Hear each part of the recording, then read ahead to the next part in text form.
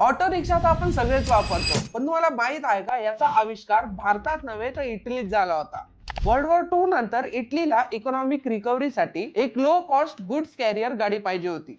तेव्हा Vespa scooter बनवणारी company Piaggio यांनी आपल्या स्कूटरचा मॉडेल बदलला.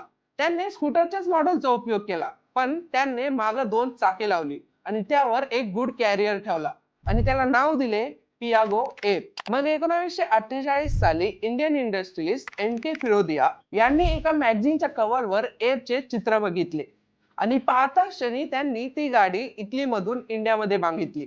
भारतात त्यांनी त्या गाडीला अजून मॉडिफाय केलं आणि गुड्स कॅरियरच्या जागी तिथे पॅसेंजर सीट्स लावले आणि असा आविष्कार झाला ऑटो रिक्षाचा. त्यानंतर बजाजने ऑटो रिक्षाचा मास प्रोडक्शन चालू केलं आणि त्यानंतर 1950 मध्ये ऑटोला त्याची पहिली लायसन्स भेटली, ते पण बँगलोरमध्ये.